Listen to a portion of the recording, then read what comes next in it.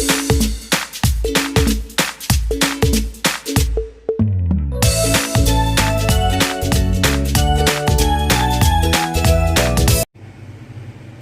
guys, good morning. This is Elizabeth. Welcome back again to my channel. So kung bago ka lang sa video ko, channel ko, i-hit mo na ang aking subscriber button at i-hit ang notification below para updated po kayo sa upcoming mga upload video. So today guys ay i-share ko sa inyo yung tatlong reason na bakit nagbabawas ng subscriber ang YouTube. So since na ako ay beginner, small YouTuber, so na-pressure ako sa past few days na binawasan ang channel ko, ang aking subscriber count.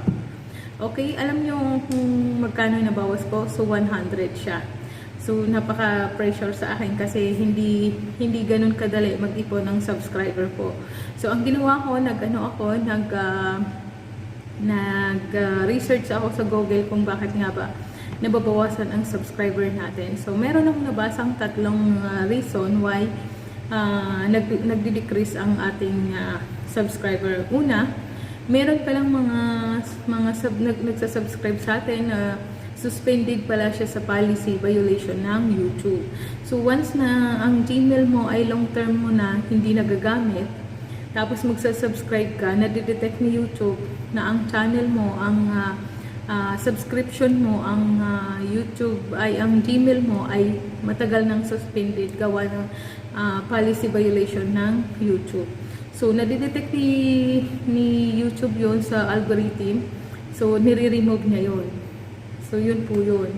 So hindi natin alam na ang ating mga Gmail account pag hindi natin update or hindi natin nagagamit ng matagal na panahon. So yun pala yun. Ang galing ng computer talaga na detect ni YouTube yung mga ganon, mga suspended Gmail. So pangalawa ay nadidetect ni YouTube yung sub to sub na strategy na ginagamit mo. So ang nabasa ko kasi, kailangan po kasi manood ka muna ng video within 1 minute. 1 minute or 2 to 3 minutes, ganun, bago ka mag-subscribe. At kailangan mayroon kang comment, meron kang bell, meron kang kompleto lahat. Ilalike mo siya, i-comment mo siya, panoorin mo siya 1 to 2 minutes, mga ganun, bago mo siya i-subscribe. And then, tawag dito, madidetect niya yung ganun pagka ikaw nag-subscribe lang at hindi ka nanood. So, ang galing, mautak talaga si YouTube. So, since na ako kasi pumupunta sa mga community LS, so, sa namin, sa Linan Green namin, so, bumibisita ako ng ganon. Minsan na nakikipagpalitan ako ng subscriber sa kapwa ko ka-community. So, siguro marami ang nagsasubscribe sa akin na hindi nanonood, kahit panoorin ay kahit i-subscribe mo, i-bell button mo siya, tapos hindi mo siya pinanood within 1 minute, nire-remove din po siya within a day. So, kung mapapansin nyo guys, kahit tapos na kayo mag-subscribe, tapos mapapansin nyo may mababawa sa inyo, 1 o 2, 3, so nire-remove na ni YouTube yun. So, yun yung sinasabing sub to sub. So, kailangan po talaga, wag magmadali pag kayo po ay nanood ng video. Panoorin nyo po hanggang 3 minutes. Kung hanggang maaari, 3 minutes, panoorin nyo. And then, i-subscribe mo siya, i-comment mo, i-bell mo, tapos i-like mo siya. Hindi po malalaglag yan. Hindi po matatrace ni YouTube yun na sub to sub ginagawa mo.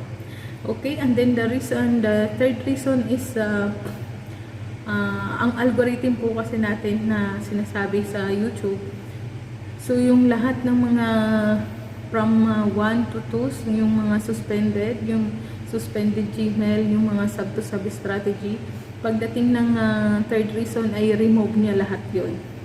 At saka nakikita niya kung nag-subscribe ka lang,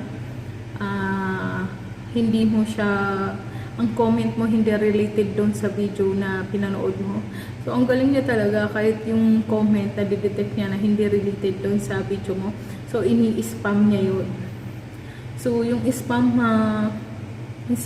subscriber din niya ng YouTube, inaalis niya yun lahat, nililinis niya lahat. So, yung the reason why nag-research ako kasi ang dami nang nalaga sa akin, 100. Imagine nyo guys, napakadami ng spam subscription ko, tapos yung mga suspended accounts na nag-subscribe sa akin, tsaka yung mga spam comments. So, inalis lahat yun. Kaya nabawasan ako ng 100. So, ngayon, nung naintindihan ko na yung community guidelines ng YouTube, so, naintindihan ko na kung bakit nabawasan ako ng 100. So, ang ginawa ko ngayon, pinahinga ko muna yung aking account. Hindi muna ako nagpasok sa mga LS. Hindi muna ako sumali sa mga community LS namin ng Linan Green or iba pang community namin. So, pinahinga ko muna ang aking account para ma-refresh muna siya. So, nag-stay ang aking subscriber ng 800 plus. Samantala noon, 820 na lang ang kulang ko, 1K na ako. Sabi ko pa naman noon, mag-LS na ako. Pag naka-reach ko yung 1K, yun nga lang, kasama ang palad. Nung 980 na ako, bigla akong nabawasan ng 100. So, pinahinga ko muna siya ngayon at hindi muna ako bumibisita sa mga LS community kasi gusto kong mag-stay muna yung subscription ko. So, nagpo-focus muna ako ngayon sa watch hour ko kasi hindi naman, hindi naman ako mape-pressure masyado sa subscriber ko kasi yung aking watch hour ay hindi pa, nangangalahati pa lang ako. So, madali na lang yan kasi 800 plus na ako. So, madali ko na lang ihabol yung aking subscriber.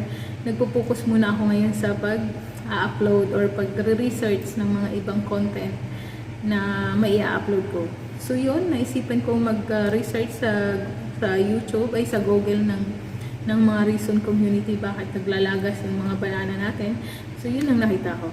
So, sana may natutunan kayo sa aking na-share na video, ay na-share na kaalaman sa aking pag-research.